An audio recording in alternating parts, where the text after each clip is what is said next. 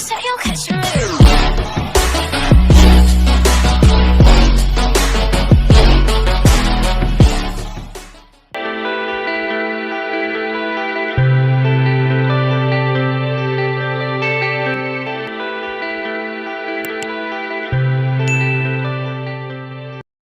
नमस्कार।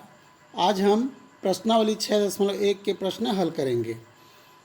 तो हमने पहला प्रश्न लिया है, हमीदा के पास 527 सेब, 646 चीकू व 748 संतरे हैं।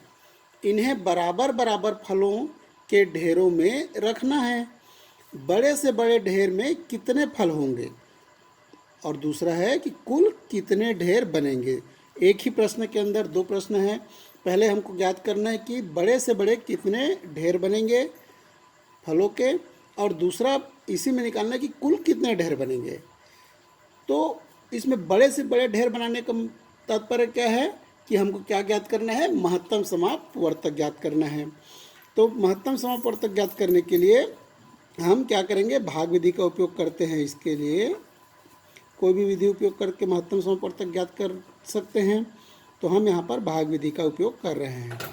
तो क्या दिया है? 527, 646 और 748। इसका भाग विधि या गुणनखंड विधि, गुणनखंड में भी दो प्रकार की विधियों का प्रयोग करते हैं, अलग अलग करते हैं। गुणनखंड विधि या भाज्य गुणनखंड निकाल के, और दूसरा इसको भाग विधि भी बोला जाता है। तो दो से भाग नहीं जाएगा। महत्तम समापवर्तक में हमको ध्यान देना पड़ता है कि जितने हमको संख्याएं दिए गए सभी संख्या भाग जानी चाहिए। तो यहाँ पर इकाई में 7 है, इसलिए 2 से भाग नहीं जाएगा। विभाज्यता के नियम से जानते ही हैं। 3 से भाग जा सकता है कि नहीं? तो 5 और 2 7 और 7 14, तो 3 से भी ये तो एक संख्या भाग नहीं किया तो कोई भाग नहीं जाएगा। फिर बाकी को देखने की आवश्यकता ही नहीं है। तो 3 से भी नहीं जाएगा, 5 से भी नहीं जाएगा, क्योंकि इकाई में 5 नहीं है। तो अब देखते हैं 5 के बाद अभाज्य कौन सा अंक आता है? 7 से। तो 7 सत्ती 49 बच गया कितना? 3 बच गया, तो नहीं जाएगा। 7 से नहीं जाएगा, 11 से भी नहीं जा रहा है, 13 से भी नहीं जा रहा है, तो ये जाएगा 17 से जाएगा। तो क्या होगा ये?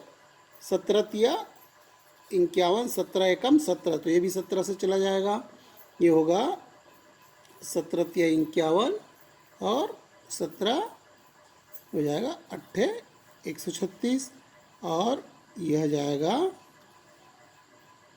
17 चौक 68, और ये बच्चा तो फिर हो जाएगा 17 चौक 68।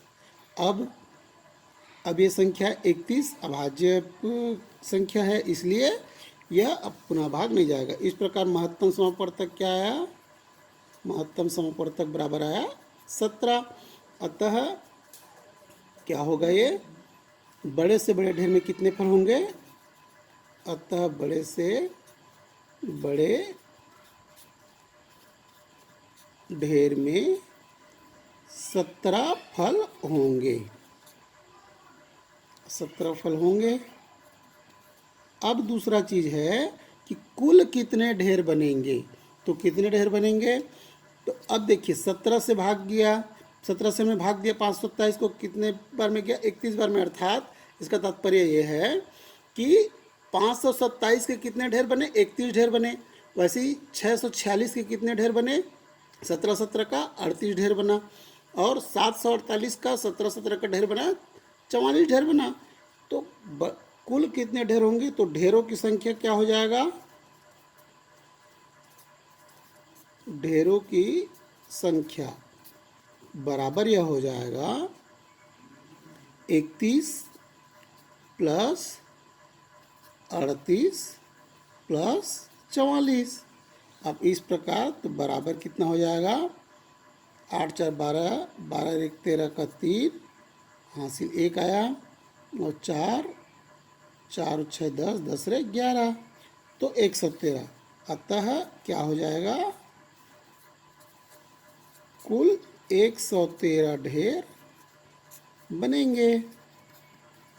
इस प्रकार हमीदा के पास जो फल हैं उनका बड़े से बड़ा ढेर 17 फल होंगे बड़े बड़े ढेर में और कुल 113 ढेर बनेंगे। तो यह प्रश्नावली 6 का यह प्रश्न आपको समझ में आ गया होगा। धन्यवाद।